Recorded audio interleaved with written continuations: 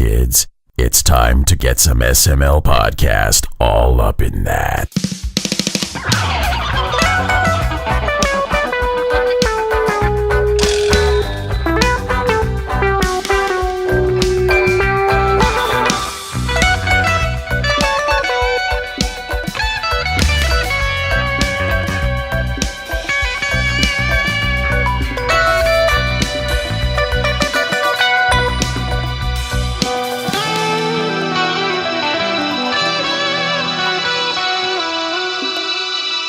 What's up, everyone? This is the SML Podcast. I'm your host, Joe. Joining me as usual, Cole. Cole, how are you doing today?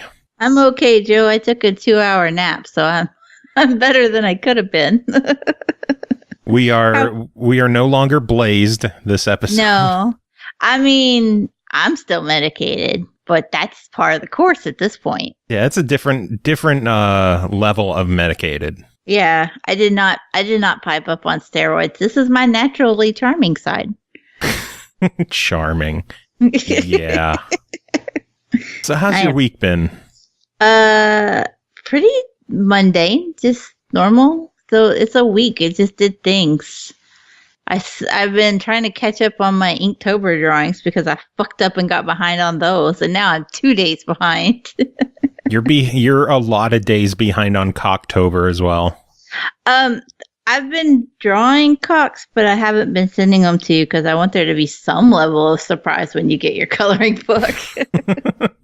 Are you just using Cocktober as the basis for the coloring book, and just all the drawings that you're making for Cocktober are going to be the book? Yeah.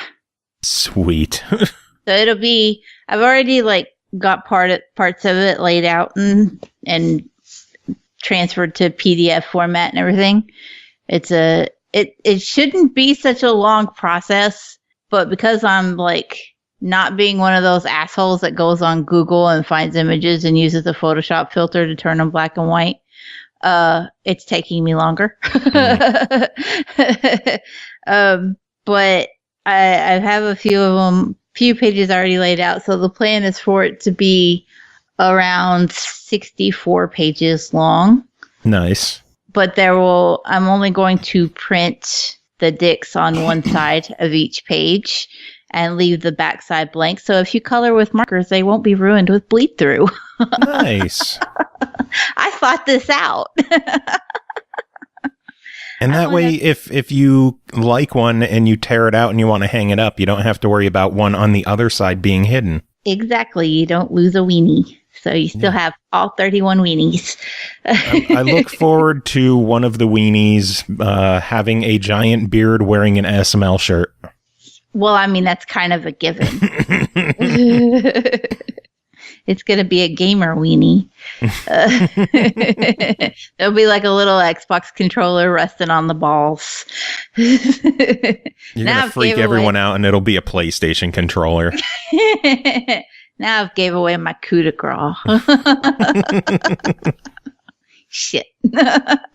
Oh, man. Speaking of giving things away, the Telltale saga continues with The Walking Dead being given away to a new developer. Have you heard this? I have.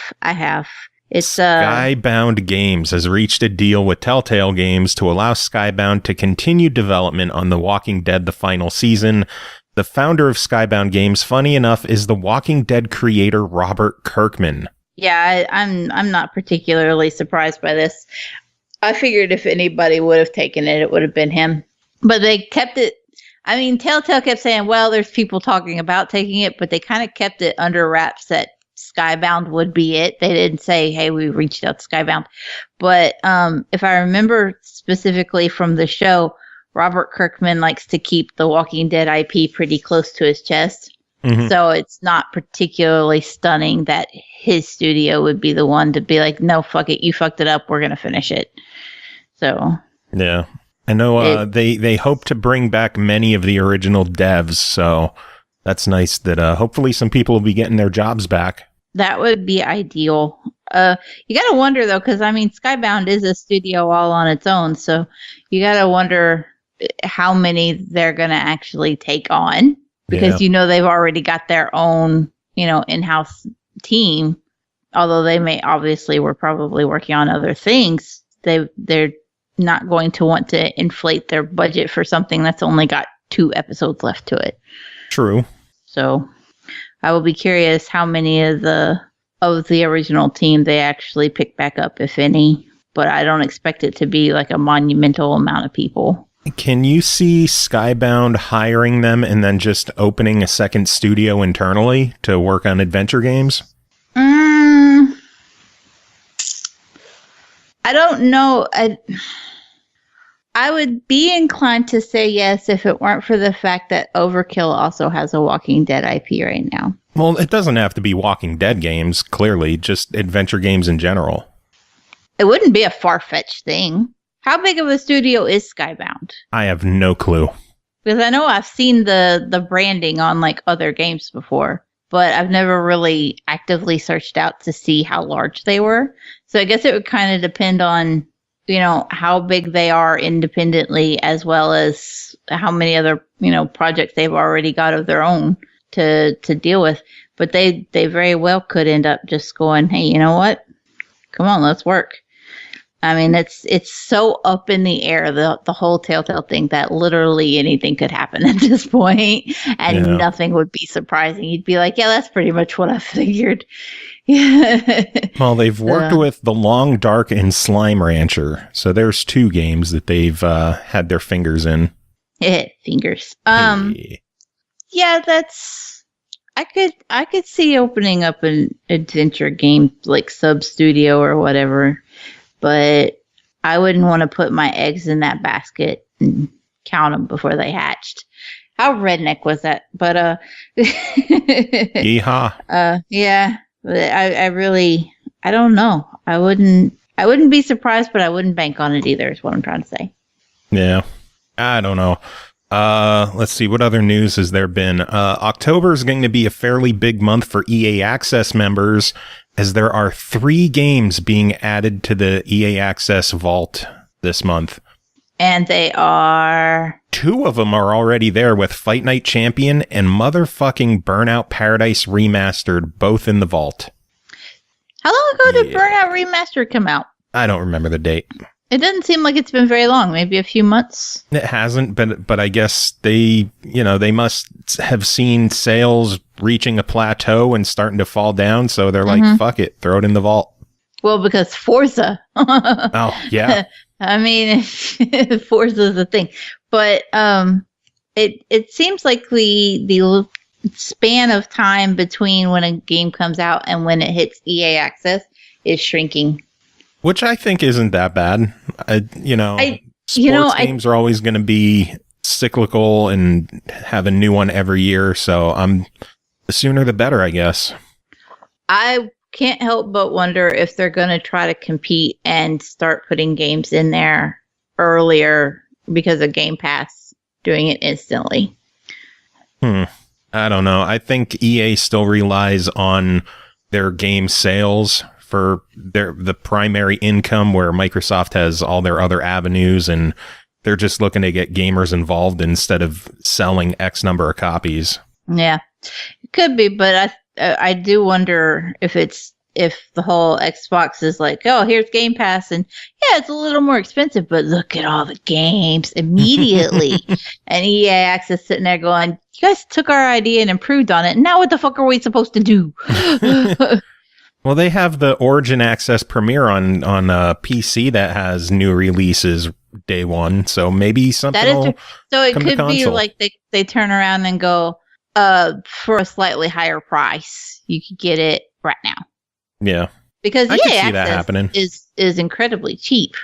Yeah, it's only $30 a year. So, I mean, I can't be surprised if they're like, oh, here, $60 a year, and you can get it, a month earlier, 2 months earlier, or a week after launch, or whatever, Yeah. So, yeah, that would, I don't know, not be the worst business move that they could make. I mean, it's EA, they've certainly fucked up other stuff first, but there you go, EA, you have an idea. But the third game that's being added next week on October 17th is Army of Two, which, Yay, I guess. I don't know. The way you built up to that, I was expecting a bigger. Well, I didn't build anything. It's just that was the last game that's being added. Though, because you talked about the first two, and then oh, by the way, Army of Two, and then it felt anticlimactic. Oh, you're the one who I know the conversation in a different direction. I can't help myself, Joe. You went off topic. And then I had to bring it back and Army of Two, motherfuckers. That's not to say that Army of Two isn't a good game, but Carnage has a point. I wish they'd bring the goddamn servers back. Yeah. I mean, they made it backward compatible, they made it games with gold. Now it's on EA Access. Just fucking give people the servers so they can get the completion in it and quit bitching on Twitter all the time like somebody we know. Or better yet, instead of Army of Two, give us Army of Two the 40th Day, because that is one of my favorite shooters of all time. Was that one better? I didn't play the 40th Day. It was fucking amazing. I loved it so much. I feel like I played maybe an hour of the first game, and I was playing with, after I watched D play, and then I was like, well, I'll just watch him finish playing it, and then I moved on to something else. Yeah, try the 40th Day, because I never played the first game, and then I played the demo for the 40th Day, and a friend of mine was going to be picking it up, so I was like, you know what, fuck it, I'll try this game, why not? Try something new for once. And he and we blazed through the entire game, then we blazed through it again on the hardest difficulty, then we blazed through it again just to do mop-up achievements and try different routes because there's some branching areas in the game. And then I blazed through it with 2 other friends. Damn. I love Army of Two the 40th Day. And then I played the original. I'm like, I want the 40th Day back. Which is why the Devil's Cartel, for how disappointing that was, I love the 40th Day so much, and then the Devil's Cartel was just meh. I don't think I even watched anybody play the Devil's Cartel. I was just like, well, that's a thing. But yeah, you should definitely check out 40th Day. 40th Day. And another good shooter, if people are looking for a really, really fun shooter, 50 Cent Blood on the Sand. Was that actually good? Oh my god, it is so fun. It's always in the bargain bin at GameStop. And you're just like, nobody buys that. And I don't know why. I have it. It's on my shelf. I love it. Everything is your shelf is like a black hole for games. It's just, there's a new release. And that's your shelf. That's his voice. That's what it sounds like. I've been trying to do better at actually playing the new releases I get. I've already dumped a good 10 hours into Assassin's Creed. I saw you playing that earlier, actually, and I was like, that's not Forza. Yeah, it's really, really good. It kind of has the Forza effect in that it's overwhelming. I saw the map for it, and then I moved the map around, and then the map just kept moving and moving and moving and moving. And then for the hell of it, I got the collector's edition guide for $23 or something like that. Normally 40, so why not? And I opened it up, and it had a map with it, a world map with it. And I opened it and looked at it. I'm like, oh, well, this isn't going to be too bad. And then I folded it open and again. And it blew my mind how massive the game is. Yeah, it really is. I have missed out the last 2 Assassin's Creed. I usually get them once they go on sale for $15. So I've got some waiting to do. Look at that's ridiculous. Yeah. You can't even hold it in the camera. All I can see is one little fold of it. Scoot over. There you go. Look at that. That's this crazy. is going to make for a fantastic listening experience. That's fine. Go to twitch.tv, the SML Podcast, instead of listening to us. You can actually see our shit.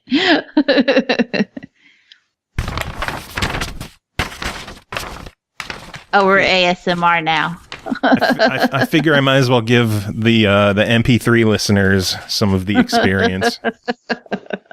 That was me folding the map back up. We're ASMR now. You gotta whisper when you do it though, like this. Here I am taking a sip of my iced tea. You gotta talk like I did when I was sick.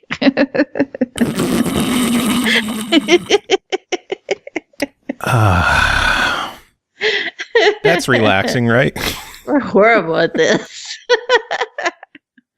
But Sometimes got tinglies on his neck. I can tell you that. as overwhelming as I thought Assassin's Creed Odyssey was, just looking at the map, my collector's edition of the game, because I own like every Assassin's Creed collector's edition, so I'm keeping the tradition up, even though I've been trying to cut down on collector's editions. It didn't come with the one DLC pack. So I contacted Ubisoft and they apologized and they sent it over. And they also sent me a code for a Helix credit pack, which is like the microtransaction, the real money shit that you can get. Yeah. And I bought for 900 Helix credit things, whatever. They had a pack of the 4 different maps of all like the hidden treasures and the gems that you can get and the special chests. And I activated it and I looked at my map and I about wanted to cry. There were so many icons on the map. I mean, you can easily lose 200 or 300 hours in Assassin's Creed. Yeah. Just exploring, looking at shit and trying to collect shit. I imagine that Odyssey is even worse. Like, I remember playing Assassin's Creed 2. Yeah, I'm going to guess that Odyssey is significantly feathers. Larger. Well, no, but like there were 100 feathers that you had to collect. And I just remember like spending an obscene amount of time collecting those feathers. I could imagine that Odyssey probably has something similar to 100 feathers just randomly hidden around that you have to go find. Probably the Orichalcum ore, or however the fuck you say that thing. I don't know. But yeah, you're going to lose a lot of time at that shit. Yeah.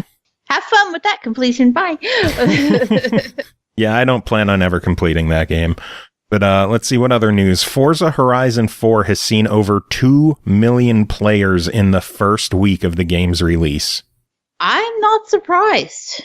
Me neither. I'm impressed, but not surprised. Like, that's one of those where you just, like, you hear the number and you go, okay, and? Because that's what you expect out of a game that pulls in the kind of review scores that Forza did. It's kind of just a given that it's blown people's socks off, and yeah, it's apparently the fastest selling game in the series as well, which again, not a shocker, because goddamn, is it a good game? It's pretty, but it's overwhelming. I think we already mentioned that, but it really is just so much shit to do. I haven't even made it to the Horizon roster yet. Really? Yeah. I keep getting shiny object syndrome. And I start running around collecting boards, and then I'm like, shit, I gotta go do this championship shit so that I can actually play the game. Yeah, you should probably do that. One day this weekend. You're missing out on like a good chunk of the game by not playing the game to where you should be playing the game. I know. I don't think I can even play it online yet. No, you can't. Yeah. Because I know I was fussing at Studa. I was like, we've got to get to like level 20 before we can even play online. No, you just got to get on the Horizon roster. You just got to get to the roster? Yeah. Then it's like, okay, well, we're both online. We might as well go play something we can play together rather than going and grinding this out. And then, of course, when he's not online, I'm like, well, I got to grind out these review games. Oh, boy. Shit. And then he gets online and I'm like, no, Forza, fuck. Oh, let's see. What other news is there? PlayStation is starting in its little beta testing preview group testing for PlayStation ID changes. So they're officially entering the 21st century with the ability to change your goddamn tag on PlayStation. It's about time. The first one is free. Yep. I actually saw this. Free. I know what I'm going to talk about on this one. First one is free. After that, it's $10 each. Unless you're a PlayStation Plus member, then it's $5. Yeah. So that's. I actually was a little jealous here because I was like, boy, it'd be nice. Not that I'm ever going to change my name because I'd have to change it literally everywhere at this point. And people would still just call me Eternal. But I was a little jealous that, if you're a PlayStation Plus member, you could do it at half price. Because that's not something Xbox does. You have to pay the $10 either way on Xbox. Yeah. So, yeah, they had to wait 3 million years to do it, but they got a slightly better deal out of it. No. Well, Microsoft needs all that extra money. They do, so that, we can get Forza in Game Pass on day one. Or so that they could invest in new studios, because there are rumors. How's this for a segue? Nice. There are rumors that Microsoft is in talks to purchase Obsidian Entertainment. You might know them as the developers of Pillars of Eternity, Fallout New Vegas, Knights of the Old Republic 2, basically known as an RPG-focused studio. And Microsoft is apparently in talks. Sources with knowledge of the deal tell Kotaku that it's, quote, 90% finished, and, quote, it's a matter of when, not if. What do you think of this? I mean, everybody's been hollering for more RPGs on Xbox. So it makes sense. I don't really know if Obsidian might be the best studio. Maybe they could be with some more Microsoft money thrown at them. And guidance. But, yeah, because I seem to hear everybody say, oh, Fallout was not the best. Fallout New Vegas was not the best one in the series. So, most people thought New Vegas was better than Fallout 3. Really? Because I always hear opposite. I always hear everybody complain about New Vegas. I mean, it was still glitchy. We have different everybody's around us. That's we okay. do.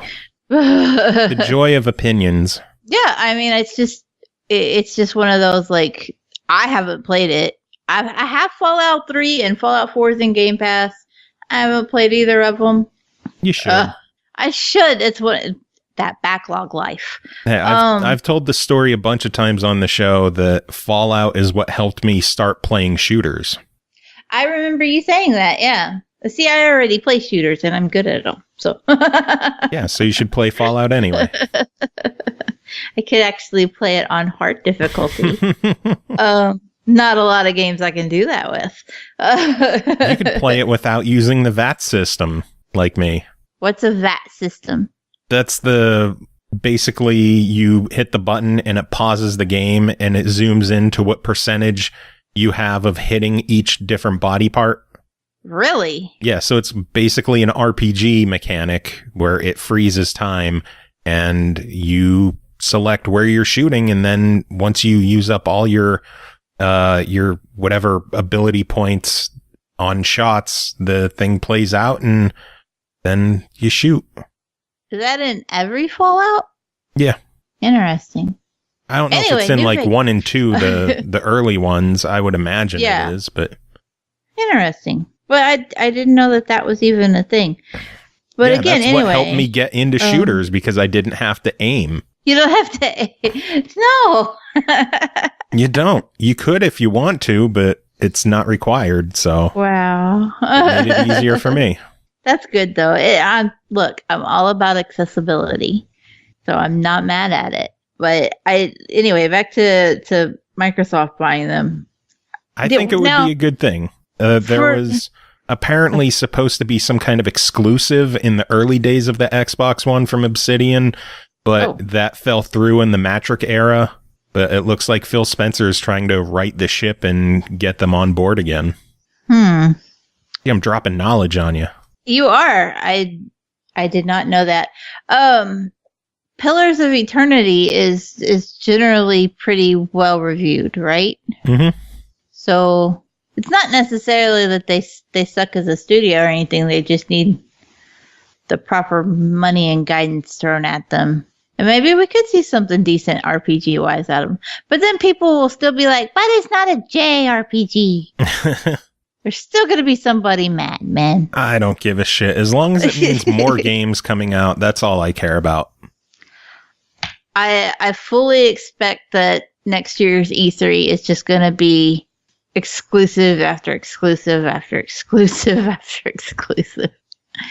They need it. After how many years of fairly lackluster E3s, they need something to just blow everybody's pants off. You say that like we're wearing pants when we watch this show anyway. I am, in fact, wearing pants. Ready. No, pants are overrated. I have to wear pants. I have a leather chair. It just gets weird if I don't. Gets extra squeaky and sticky. Embrace the weird, Joe. Embrace the weird. The stick. Yep. But Speaking of dicks, last bit of news I have is backward compatibility. Only one game was added this week, but it's a 2-game game with the Metal Gear Solid 2 and 3 HD being added to the lineup. Cool. See, I remember I didn't play Metal Gear Solid, but I remember watching David play them. And then the series just kind of flew so far off the handle, I lost interest in it. But I would probably consider going back and playing 2 and 3. Well, now you can. Yay! Yay! Backward compatibility is awesome. It is. Now if we could just get 50 Cent Blood on the Sand backward compatible. I wish I knew who to reach out to so that I could like put that bug in their ear for you. That would be, and it's online too. It was so fucking fun to play that game online. Yeah. Really? I would imagine the servers are still up, but I don't know for sure. But yes, it was online. Who developed that? I don't know. Well, get your case and look at it. Oh, Jesus. Fucking come over here. Scoot your chair. It's a good thing that my 360 games are so close to it. It was developed. Who developed it? Shady, I think. I can't even read this thing. Wow. Swordfish Studios, Shady Records. Oh, so Swordfish Studios, I guess, developed it and published by THQ. Really? Let's see. Now that you know what that means is that we're going to hear THQ Nordic has purchased the rights to Blood in the Sand. Oh my God, I would love it. I would be so happy if we got 50 Cent Blood on the Sand remastered. It is such a cheesy, over-the-top, insane game, and I loved it. I'm looking up Swordfish Studios because this is a thing I can do. And I'm just overwhelmingly tickled by the fact that their games include 50 Cent Blood on the Sand and rugby and cricket. Diverse lineup. Like, what? Apparently they have not made anything for Xbox One. Their last game was in 2010, so they may be upside down. Oh yeah, they closed down in 2010. Okay. Oh, that's a bummer. You want to know what's not a bummer? What's not a bummer? No Time for Games dropping 250 biddies. Yay! Dropping bits. I can't do a voice like that. Thanks for the biddies, though. if anyone listened to the last episode of the show, they would get the whole dropping bits thing. Because Norg was here, and things got crazy with him. Things always get crazy with Norg. Have you heard that guy? Yeah, once or twice. He was doing a review of The Bard's Tale 4, and he was like, I have a lot to talk about. So I was like, you know what? Fuck this. If you're doing a long review, I'm going to stream it. And Swizzlers dropped by and was watching. He dropped some bits, and one of George's favorite things is the porn star. I think his name is Nick Manning, screaming "drop-in loads." So George just like top of his lungs screaming out "drop-in bits." I think I saw you guys go online, and it was either really late or I was not in a position where I could watch, and I was like, shit. Yeah, it was late. It was fun though. Yeah. We spent almost an hour together. I was like, my old ass has to go to bed sometime, people. Well, if you go to twitch.tv/the SML Podcast and watch the video on demand. Oh yeah, I always forget about VODs. You could see everything, including what didn't air on the show. It's like outtakes. It's amazing. It's magic. See behind the scenes of this awful show. I'd say it's a blooper reel, but we leave everything in here anyway. So pretty much. The whole show's a blooper reel. But yeah, that's all I got for news. Anything on your end? Or do you just want to dive into the reviews? I just want to dive into reviews. I want to talk about things. All right. Well, first game to talk about tonight is called Mark of the Ninja Remastered, developed and published by Klei Entertainment, released October 9th on Xbox One, PS4, Switch, and Steam for $19.99.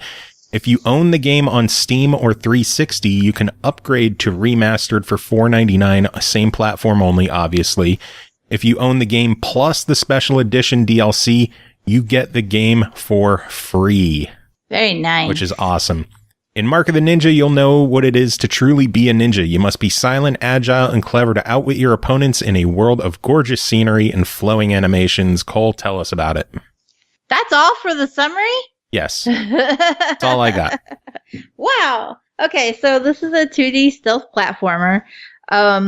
You play as a ninja. Please don't ask me to repeat the name of this clan. I can't do it. It starts with an H. And basically, your ninja clan has been attacked. There's bad guys. You're gonna want to have to murder them, but you can also move through and not murder them if you choose. The game is very reminiscent. I want to say reminiscent, although I think it came out before this. But if you've played Assassin's Creed China, you're kind of on the track here for how this is going to play out for you. If you like that, you're not gonna be surprised with this. The art style has a very early. What the hell was that? Did you hear that? Uh-huh. One of the dogs is trying to open the bedroom door. Nice. Yeah, I just heard David go until it's quit. Nice. Well done.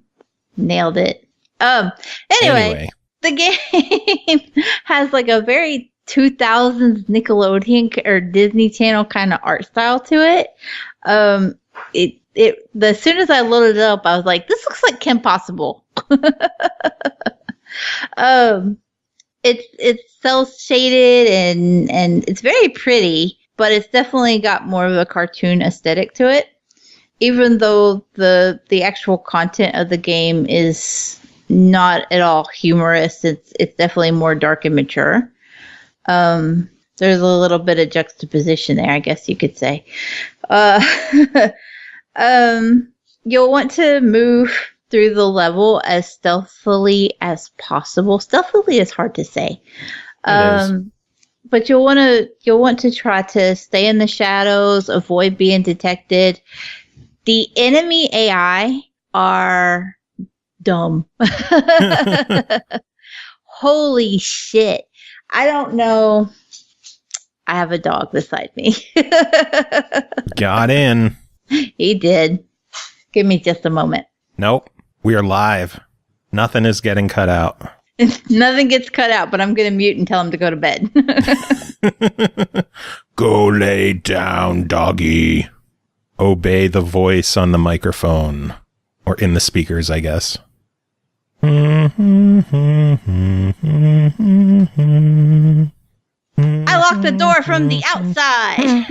So you're stuck in there forever? I'm in the living room. David is stuck in there forever. Rip. Okay. Anyway, back to the game. Yes, back to the game. Back to the game. The enemy AI, the soldiers that are looking for you, are fucking stupid. Like you can distract them by using darts and like smoke and firecrackers and things like that, which is pretty standard fare for a stealth game. It's the fact that if you kill one of them and you leave the body laying, another one's liable to see it, walk up to it, freak the fuck out, and then turn around and walk away. Forget anything happened. And it's very weird.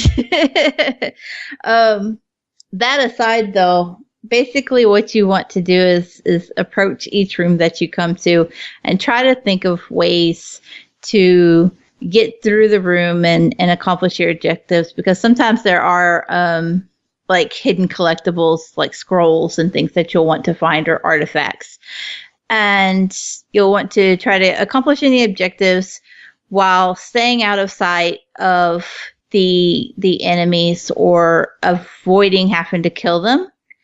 But if you do kill them, then you have to think about, am I going to leave the body and let the dumbass find it and take that point penalty? Or am I going to try to hide things and keep everything under wraps to maximize the points that I'm going to get? Hide the bodies. Yeah, hide the bodies. That's what I do in Assassin's Creed, hide them all. Throw them off a cliff into the river. Yes. But it allows for you to play the game the way that you want, even though it's a stealth game and you're limited to this is the area, this is your tools. You can take it, and be more stealthy and thoughtful about it, or you can just play fast and loose because they're so goddamn dumb they're gonna walk away anyway. There is a score system, and each chapter has different objectives, so that gives you a little bit of reason to go back and replay if you want to try to get a better score, or if you missed a collectible or one of the objectives. They're usually something as simple as, there's 4 large gongs hidden throughout the level, hit all the gongs, or collect all the relics, or get through and save your sensei without being detected for the level or whatever. So it ups the challenge if you want to try to take those on, but you don't have to. Keeps you busy. Unless you want the achievements, in which case, fuck you, do everything. The controls for this game are incredibly tight, and I was really impressed. There's a lot of wiggle room when it comes to these kind of games where, detection isn't always ideal, or the area you think is clear, somehow you magically get seen even though you're in shadows or whatever. The way that you move your character is so fluid, and everything is so responsive that it was just like, holy shit, how does this game fly under the radar? Like, everybody should be playing this and going, can you believe how smooth this shit is? Because it really is just controlled beautifully. The movement, like I said, is really fluid. You can climb along the walls. You just feel like a ninja when you're lurking around. Which is good to feel. It is. Well, I mean, a lot of ninja games, even stealthy games, even when they try to put the emphasis on the stealth, but that fast and loose option is there, it's like, oh, just run out into the open and murder everybody and then go to the next room. And you're not going to get away with that with this. Even though the AI are dumb as fuck, if they see you, you're SOL. Because your sword, you've been trained to only use your sword when you can guarantee a kill in one hit. So unless you have the element of surprise, unless you snuck up behind somebody and can get that one hit stealth kill, you're stuck. They're going to shoot you. They've got guns and you can't do anything but karate chop them. Maybe one out of the 5 or 6 times that I triggered them accidentally and couldn't stealthily kill them, was I able to actually get the kill despite that. So you can, hop in there and be a little careless and leave bodies laying around or whatever, but you're not going to just like jump into a room and start chopping everybody down with your sword. Ian in the chat saying, "You gotta surprise them sons of bitches, y'all." He's not wrong. I love how he makes fun of you. Yeah. But all things considered, $20 on this one. What do you think of it? I give it a buy it. Even if you didn't play it before, if you hadn't, if you're not going to get the free upgrade, just buy the game. If you enjoyed 2D platformers in any kind of capacity, you're going to have a lot of fun here, especially if you like stealth. If you don't like stealth, you might have a little harder time, but it's definitely an enjoyable game. And it's from Klei, so it's quality right there. I don't think they've ever made a bad game. I don't know off the top of my head what else they made. They made Shank series, Don't Starve. Okay, Don't Starve. But I haven't played that. I haven't played Don't Starve. I'm just familiar with it. Yeah. Well, you should be familiar with it. Chop, chop. Anyway, next game to talk about is called Guns, Gore, and Cannoli 2, developed and published by Crazy Monkey Studios. Released October 12th on Xbox One for $12.99, Guns, Gore, and Cannoli 2 revives the good old action platform run and gun genre, but this time with a bunch of humor and buckets of blown off body parts. In the sequel to Guns, Gore, and Cannoli, Vinnie Cannoli's story continues, and this time it's personal. Cole, tell us about this one. So, I actually didn't play the first Guns, Gore, and Cannoli. I'm not familiar with Vinnie's story. This is my first run-in with this series. It is a 2D action shoot 'em up platformer. Is it technically a twin stick? It feels like a twin stick. It really does. Yeah, because you aim with the right and you move with the left, and it's technically a 2D twin stick. They got Carnage's attention right there. You're going to be basically going from left to right, but there's some up and down movement as well. Because it is a platformer. And shooting up zombies and mobsters in Thugtown. And really just having a good time. I will say I expected it to be a lot more of a fast-paced game than it is. I was a little surprised that it was not just like a constant onslaught of enemies. And I don't know if maybe it was the difficulty I played it on, or if I wanted that constant threat that maybe I needed to play at a higher difficulty. But I was very surprised that I was walking around aimlessly a lot more than I expected. Well, if you're talking about when we played together, don't forget I was slaughtering a bunch of stuff and you were kind of lagging behind me. Well, yeah, but when I played it alone too, I was kind of like, okay, but where's everything else? And I was lagging behind you because you were murdering everything, so I was just trying to like look for secrets and stuff.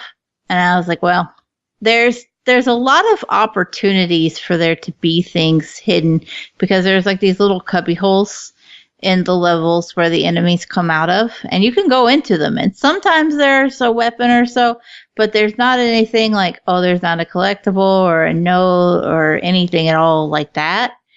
And I'm not usually one to be like, give me more collectibles, but it just kind of seemed like a missed opportunity that there wasn't more shit in those little cubby holes, because they were literally everywhere. And that's why I kept getting stuck behind you. I was Spawn like, oh, points. Look, a wall. Let me see what's in here. And it wouldn't be anything.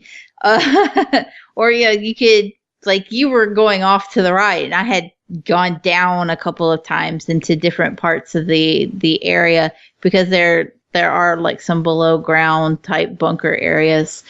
And I was just, like, wandering around looking for different kinds of secrets and shit, and there just wasn't a lot to be had.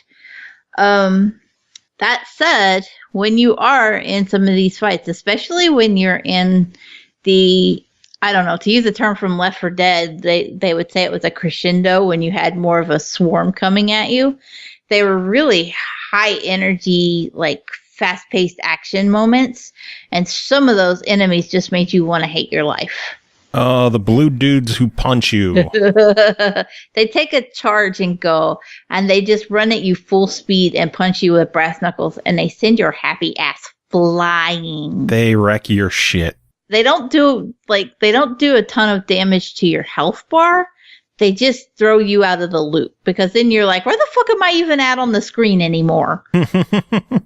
And if you've got a larger swarm, if you're actually to one of the scenes where there's a larger zombie swarm, them guys knocking you around can fuck you up and get you killed, because you just don't know where they sent you flying to.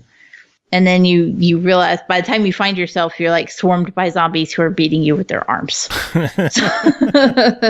And then you're just like, well, shit. I do want to say, though, that the game is pretty forgiving with checkpoints. I thought there were a lot of checkpoints. You could die, and you weren't going to lose a whole lot of progress. You might get sent back a scene or so, but it was never a dramatic part where you're like, oh, man, all the way back here. So it was pretty forgiving.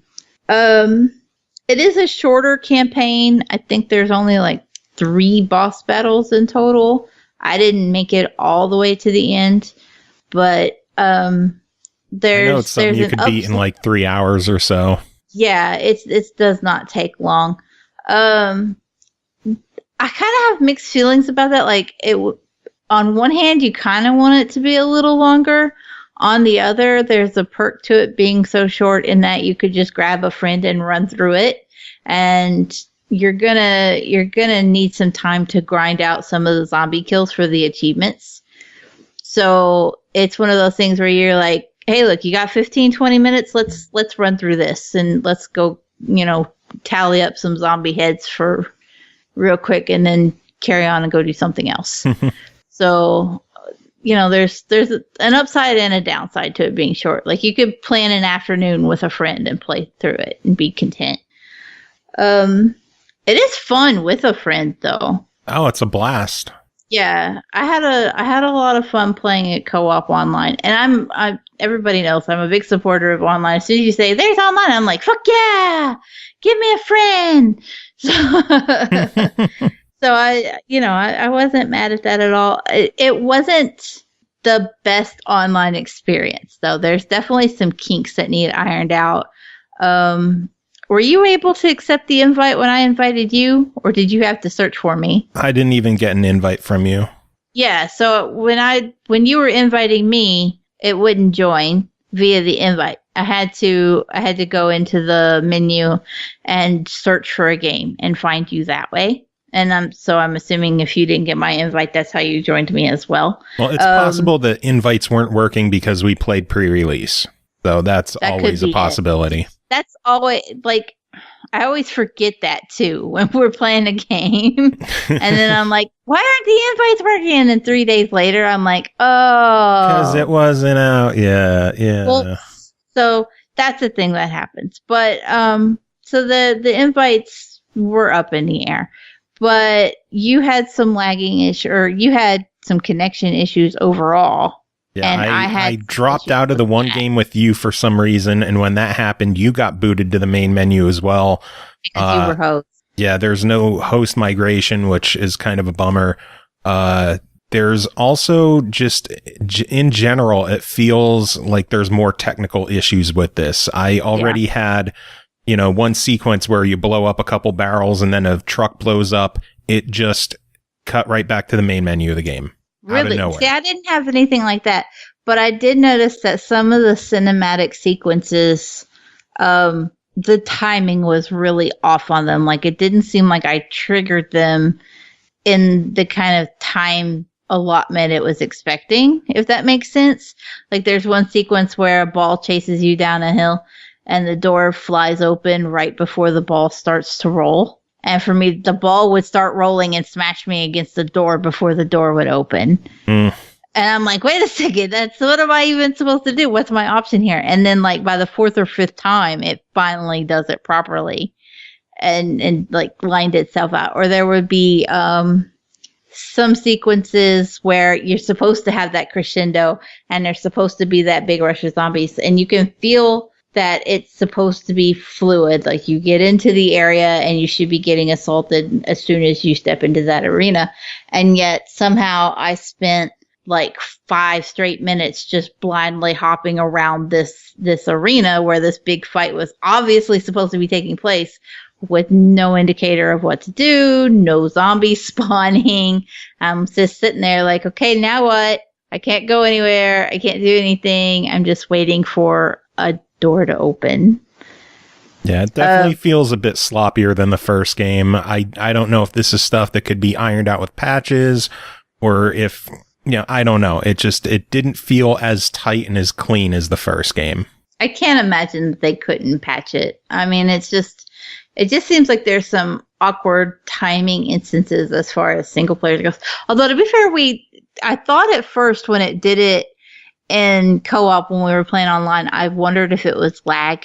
But after having the same kind of things happen in single player, I was like, yeah, this is definitely just a quirk to the game. Because there were instances where like doors weren't opening when they should, like I mentioned before, or the scene wouldn't shift out of a fight arena to the next stage. Yeah, I don't know. But overall, $13 on it. What do you think of it? For $13, I do still give it a very recommended try it. I enjoyed it. I had a lot of fun. It's just got some quirks to iron out, and I hope that they work on the online a little bit more. I agree. Still a really, really solid game. It's not as good as the first in my eyes, but it's still really, really solid. And I love the fact that it has online. And it's an easy completion. That gets it bonus points. Of course it does for you. Next! Next to talk about is Overcooked 2 Surf and Turf DLC, developed by Ghost Town Games, published by Team17, released October 3rd for $5.99, and requires Overcooked 2 to play, obviously. Get your sunglasses on, gather your chef squad, and fire up the barbecue. It is time to go to the beach. Cole, how is the DLC? The DLC is incredible. I think for the price of the DLC and the value that it adds is just absolutely a no-brainer. There are 12 new levels. There are 2 additional secret Kevin levels. If you've played the base game, you know that a couple of the levels will have like secret objectives that you have to get where you have to reach a certain score or, you know, a combo pattern or something like that to open up levels where you make dim sum for Kevin. And so there's 2 more of those in addition to the 12, the 12 new levels. Which that's a lot of new levels. And you consider too, the base game was 6 chapters and there's 3 in the DLC. There are 2 levels per chapter short in the DLC, though, compared to the base game. So it's 3 chapters with 4 levels as opposed to 6 chapters with 6 levels. But again, it's still a lot of content. It's DLC, that's still a lot. Given, too, that it's not just... that it's not just a campaign experience, but that you can replay these levels in arcade mode and in versus mode with or against your friends. That adds a lot more to an already healthily stocked game. There was no shortage of content to begin with, but the levels are well designed, well thought out. They're challenging. I do think Ghost Town might have listened to people who complained that the base game was too easy.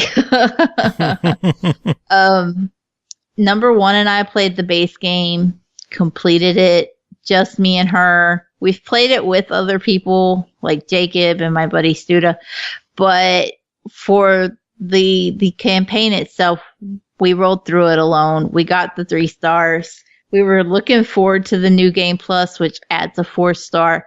That update was free, which, you know, added a 4-star to the game. But a lot of people fussed that it was too easy, especially compared to the first Overcooked. I was not mad at this. I needed an easier game because I play it with a 14-year-old. Yeah. But I play it with a cat. Yeah. They definitely listened to people's complaint that it was too easy, though, and bumped that difficulty up. Now, that's not to say that number 1 and I weren't able to complete the DLC. We did. But if you go back and you want to tackle that new Game Plus mode and those 4 stars, I hope like hell you have a whole group to play with, or you're not getting anywhere. Nice. So, that... like I said, though, the 4-star thing, that's not DLC specific. That's just they updated and added that. But the 4-star New Game Plus mode is available for the DLC as well. So that's cool that they have it across everything. Yeah. So if you buy the DLC and you're like, this still wasn't challenging enough, good luck trying to get like 4,000 points. On the very first level. So is there anything different in the DLC that wasn't in the main game? They added a water pistol to some of the. It shows up around level 1-3, I think it is where it first makes an appearance. There's also two additional recipes to learn and 4 new chefs that you can play as, including one that is a return of a popular chef from Overcooked 1. The 2 new recipes, one is smoothies, the other is barbecue kebabs. So as opposed to just chopping up the ingredients and putting them on the grill, you have to actually heat the grill up using bellows, which makes things tough because then you've actually got to sit there and you can't just abandon something while it cooks to go chop something else. And it really, really forces you to, consider how you're going to tackle these recipes if you think, okay, I have to sit and heat this up. I can't just leave it set. But the water pistol. Consider having more friends. Yeah, I literally was like, some of the later levels, me and number 1, we got through them. We got the 3 stars, but we really just kept sitting there going, man, we kill for one more pair of hands right now. We need just Jacob. Yeah. he was really, really good at putting out fires for us. So we could have used him to at least keep a fire going this time. The other thing is the water pistol, which is really unique because you don't have to stand somewhere and wash the dishes. You don't even have to put the dishes down to wash them. You can just spray the person holding the dishes and it will clean them. Nice. You have to be careful with this though, because the water pistol has a little oomph behind it and it will knock you the fuck off the board. So if you're playing versus, you're in danger of somebody's going to grab the water pistol and just spend the whole game. They're going to get one dish out and spend the whole rest of the game squirting everybody off of the board. Playing defense. Yeah, and just be like, they're going to win dirty. You're going to be squeaky clean because they sprayed you with the water pistol the whole time. But that's going to cause, I just already know this weekend when my kids get to sit down and play that they're just going to be fine. She's got the water pistol and won't let me make any meals. I can hear the arguments. I know. And I'm going to be sitting there going, I'm not refereeing Overcooked for you guys. Mom, this is bullshit. Yeah, I know it is, honey. I know, I played with her too. She cheats. But it's an interesting dynamic, especially as far as versus goes, to add in something like that where you can really mess up everybody else. If there's only one set of bellows on the board and one of you takes off with the bellows and the other can't get them, then sucks to be them. Jeez. So yeah, can't wait to see how many, families that tears apart. Well, do I even need to ask your opinion on this for only $6? I fucking love this. So please buy it. Oh, bonus points too. If you're playing, if you have Overcooked and your friend has the DLC and you want to try it out, ask them to host the game. Only the host needs to have the DLC for online. However, the people who have joined will not get achievements for progress in the story unless they own the DLC and are hosting. Which kind of makes sense. Yep. So it's on the bright side though, if you want to try it out and you don't want to, cough up the $6 until you're sure that you're actually even going to enjoy it or have enough friends to play it with or whatever, here's a chance. Find somebody that does have it and say, hey, can you host a game so I can see it? Nice. We'll have to play that later. Yes. We'll have to harass Jacob to fucking join us. Studa's in chat, so, we'll have a party. Me. Yeah. But one final game to talk about tonight is called Spencer, developed and published by EntwicklerX, released October 11th on Xbox One for $6.99. Spencer is an intergalactic traveler who crashed his spaceship on Earth. Alien monsters, stowaways have broken out and stole important parts to repair the spaceship. Help Spencer get the missing items for his ship, destroy enemies, collect coins and diamonds to cover all tracks on Earth. Cole, how is Spencer? I didn't realize that Spencer had such a dynamic story to it, because when you actually play it, It's a lot more low key as far as the story goes. It doesn't really explain anything to you, which is fine. It isn't, I don't know if I want to say it's an action platformer, but you do bounce on enemies' heads, so I guess it's an action platformer. And there's a punch attack. There is a punch attack. Still, though, even with the whole jumping on enemies' heads and the punch attack, it is suitable for all ages to play. And I think that's one of the neat things about it is that this is a good platformer for kids who aren't quite ready to tackle Super Meat Boy. This is a good intro platformer. It's an easy completion. It's easy to play. Even on its default setting, it's easy to play, but if you find that it's too difficult, there's still an option to go into the settings and set it to be easier, which gets rid of the levels that have like spikes or little shooting turrets. It makes those disappear. Oh, so then the only thing you have to deal with then are the baddies.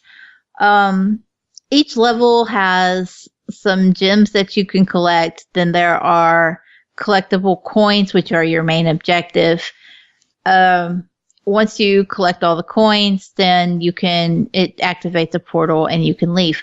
There's a second set of gems that become available. It's called Ghost Mode.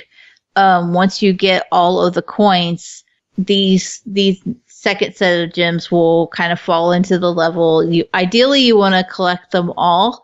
But you will be chased by a little floating ghost. If the ghost touches you during ghost mode, then you do die and the ghost mode ends, whether you collect the coins or not. But you don't actually lose any health for that actual mode.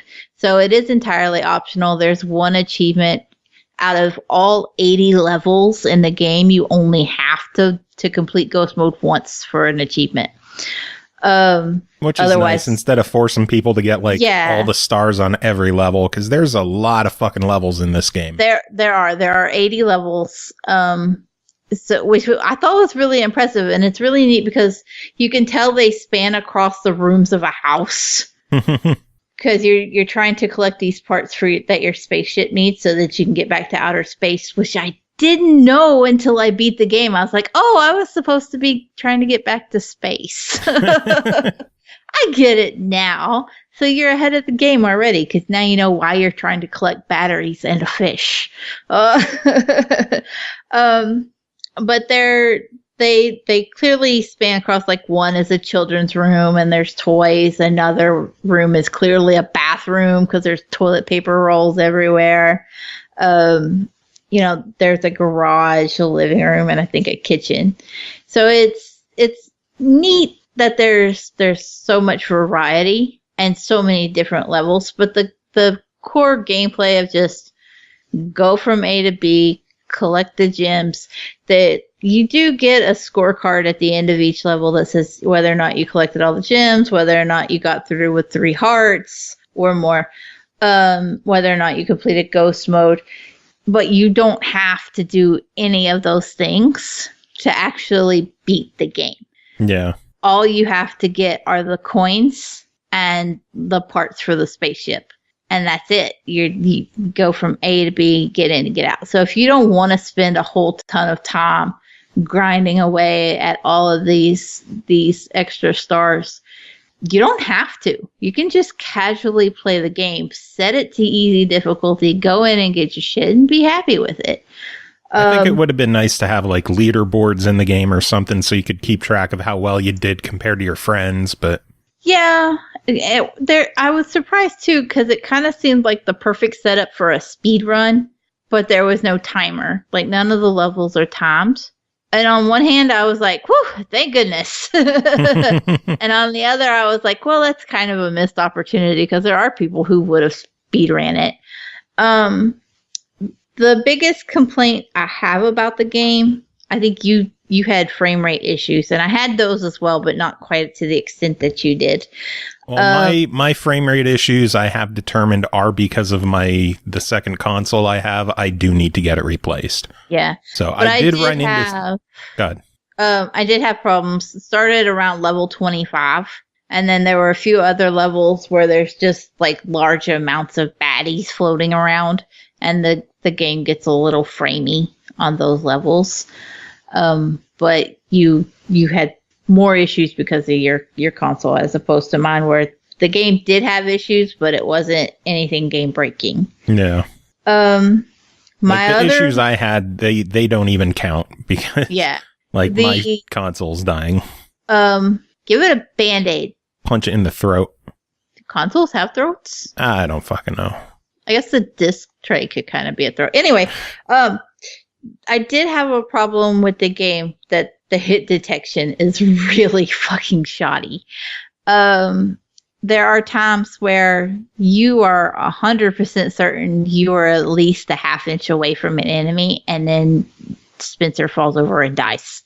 I've had a number of times where I've jumped on enemies and they would die and I would get hurt still. Yeah, you would still take damage. It's just really up in the air, and I kind of found myself getting to a point where I was like, how can I get through here and deal with the baddies as little as possible? Because they were just a pain in the ass to try to kill. If there were two side by side and you're jumping on the one, because some of them have helmets and you have to jump on them twice to actually kill them, it'd be like, okay, I jumped on it, I took its helmet off, and the other one bit me from across the room. I don't know. Yeah, it's frustrating. On the plus side, when you respawn, it looks fucked up because you don't have a body. He's just like arms and legs and eyeballs walking around. I don't know why that decision was made, but you do have a few invincibility frames. So if you're particularly struggling, sometimes just getting hit on accident and sacrificing a health, sacrificing a heart, so that you can just like run through something that's getting on your nerves is worth it. Speaking of the health, I kind of wish that every time you started a new level, your health refilled. Yeah, that was kind of frustrating too, because you would get through a level and you'd be like, "Whoo, I made it, I'm good," and then you'd start the next one and you die immediately because you don't know where to go and you only had one heart left over from the last level, and you're like, "Well, that's a thing." And it took me a couple of levels to realize that's what was going on. I was so confused because I was like, "Am I actually starting levels with less health, to make it more difficult?" And then I was like, no, I'm just bad. There are extra health pickups in some of the levels, but not in all of them, which makes starting with just one hit kind of an extra pain in the ass. That said, there's literally no downside to dying that it didn't really matter either. Yeah, you just restart the level. Yeah, it would have been nice to at least start each level with full health just the same. Yeah. Because it just added extra time that you would have to go back and start again. The only other gripe I could see really affecting people's decision to purchase the game, it's not the prettiest looking thing. It looks very basic, very early. I think it has a nice charm to it. It feels like a well-done version of Frizzy. Remember that game? Yeah. It feels like this is done by people who understood how to program a game. Yeah, I can see that comparison. I definitely can. I don't think that this has like the meme quality of Frizzy because it is at least completable and functional. And enjoyable. And enjoyable. I wasn't mad. Like the weird thing about playing it was I was like, I know deep down this is not the most amazing platformer I could be playing right now, but I'm having enough fun that I don't mind. Yeah. And I'm just kind of mindlessly running through it, and I'm enjoying myself enough to just keep running through. I was kind of surprised when I completed it because I actually got all the achievements and everything, and then I put the controller down. I was like, what did I just do? And since you mentioned Frizzy and not being quite top of the line quality, I do want to point out this was a 2-man team that made this game, and there may have been some odd translation things going on because there's a little note at the end after you actually beat it about how Spencer finally gets to make it back out into space. Spoiler alert. But yeah, surprise.